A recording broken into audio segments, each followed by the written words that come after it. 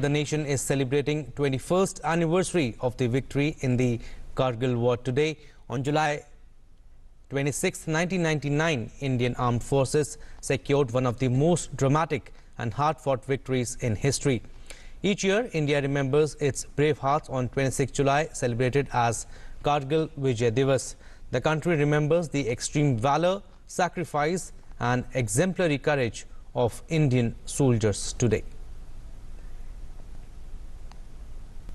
The political upheaval in Rajasthan continues.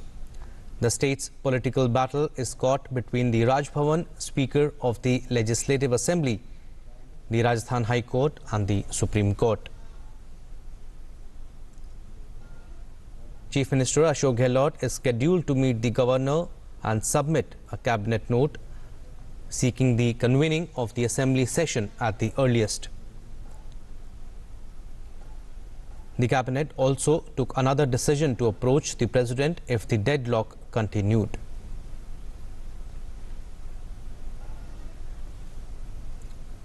Before the cabinet meeting, the Congress Legislative Party met at a Jaipur hotel and expressed their complete support to Ashok Gehlot. Meanwhile, a delegation of the opposition BJP also met Rajasthan Governor Kalraj Mishra. They discussed the situation arising due to the spread of coronavirus. BJP State President Satish Punia and Leader of Opposition Gulab Chand Kataria lead a 13-member delegation. They accused the Gehlot government of violating orders under the State Disaster Management Act that ban large gatherings due to the COVID pandemic. The political drama unveiling in Rajasthan is already in court. On July 23rd, the Supreme Court said the outcome of the High Court's judgment would be subject to its final order on the matter. The Apex Court will hear the case next on July 27th. News now from flood-affected states of Assam and Bihar. The flood situation in Assam improved marginally on Saturday as the incessant rain stopped in few areas of the state. However, one more death was reported from Morigaon district, taking the total death toll to 97 due to floods. Over 26 lakh people are affected across 27 out of the 33 districts of Assam. According to the Assam State Disaster Management Authority, Golpara continues to be the most affected district, followed by Barpeta and Morigaon. 47,772 people are taking shelter in 564 relief camps. Roads, bridges and many other infrastructure have been damaged at various places. Besides, over 1.16 lakh hectares of cropland have also been affected. In Bihar, some more areas have been inundated in flood water following incessant rain in the catchment areas of major rivers. At many places, Gandak and Kosi rivers have broken the previous records of high flood level. Over 9.60 lakh people are affected by the floods, with as many as 8 people dead in floods and related incidents. Road and rail traffic has been affected due to waterlogging on many national highways and railway lines. NDRF and SDRF teams are conducting relief and rescue work in flood-affected areas, while helicopters are being used to airdrop food packets.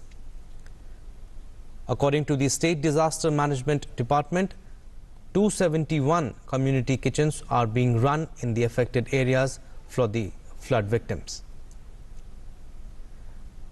Meanwhile, Met Department has predicted moderate to heavy rains in different areas of the state on 27th and 28th of this month.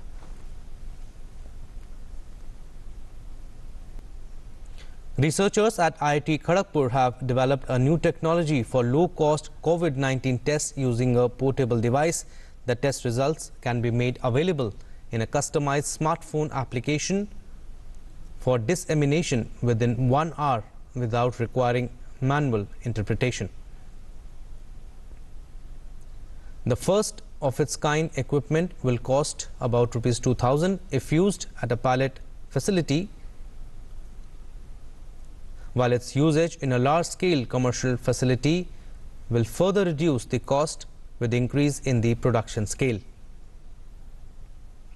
The same portable unit can be used for a large number of tests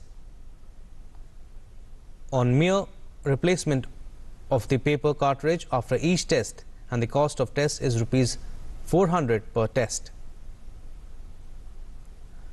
Further, the significant aspect is that the device does not require specialized handling. The device has been proven to produce no false result with remarkable accuracy and sensitivity compatible to standard RT-PCR test.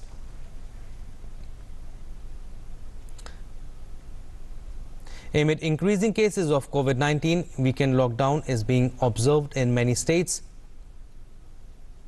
Uttar Pradesh continues to observe weekend lockdown to curb the spread of the virus.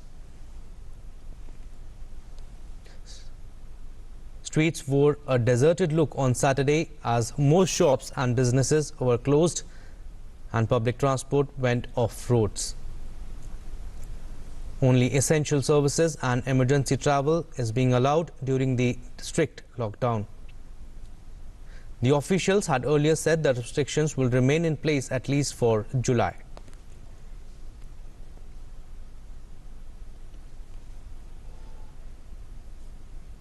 In Bengaluru, though the weekend-long lockdown ended earlier this week, the Sunday curfew will remain in effect till 5 a.m. tomorrow morning.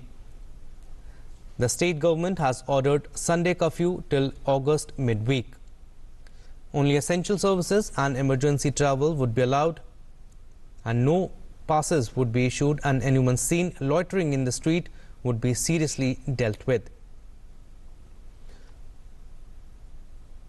All forms of transport would be off roads, while malls and places of worship, etc., would remain closed.